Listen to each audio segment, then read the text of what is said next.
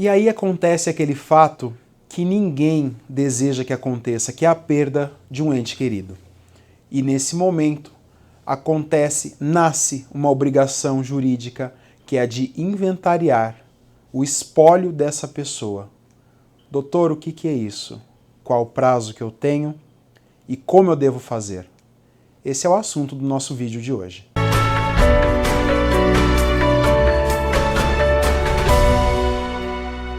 Quando uma pessoa falece, o seu cônjuge, filhos, netos, sobrinhos ou aqueles descendentes, aqueles parentes vivos, têm a obrigação de proceder à abertura de inventário, que de uma maneira simples seria um acerto de contas da vida daquela pessoa. Então todos os bens que ela deixou, se ela deixou dinheiro em conta, se ela deixou aplicações, se ela deixou dívidas, obrigações a serem satisfeitas, todas essas questões serão levantadas, serão colocadas no papel e vão ser acertadas, e aquilo que sobrar será dividido entre os herdeiros.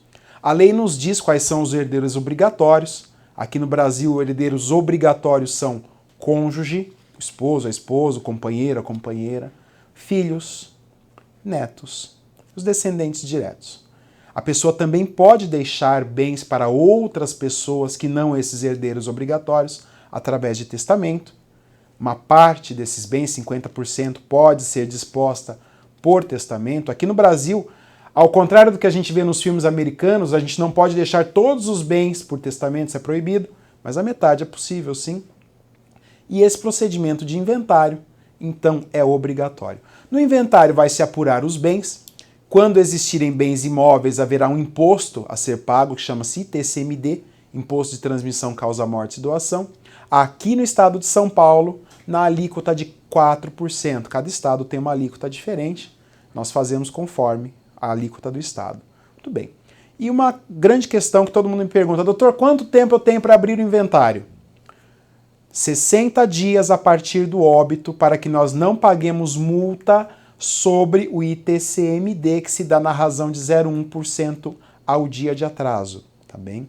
Existe até, essa é uma notícia bastante atual, o projeto de lei 2241 de 2020, que está tentando estender esse prazo para 90 dias, mas por enquanto a regra é 60 dias após o falecimento.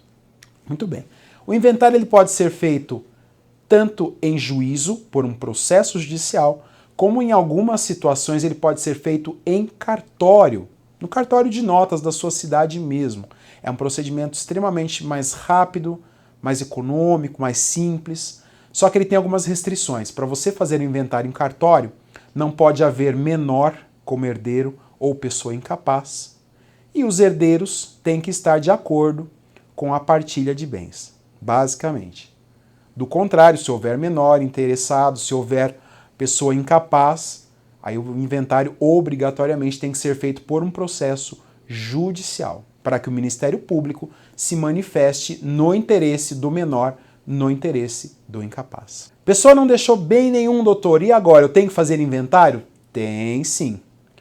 Para fins de documentação e todo o resto, existe o inventário negativo, que é aquele inventário feito para pessoas que não deixou bens a inventariar.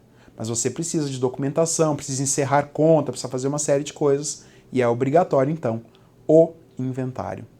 Procure sempre o advogado de sua confiança para se consultar, para saber qual a melhor forma de inventário para você.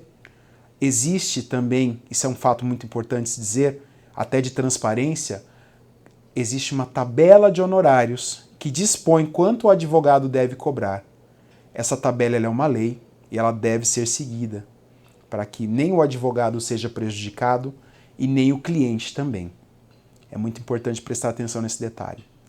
Ficou com dúvidas quanto ao modo de inventário? Tem alguma dúvida de um caso diferente?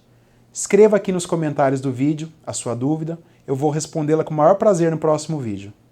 Inscreva-se no nosso canal, clique aqui no sininho para receber as nossas atualizações e em breve nós vamos falar um pouco mais sobre inventário, suas formas e aquilo que acontece.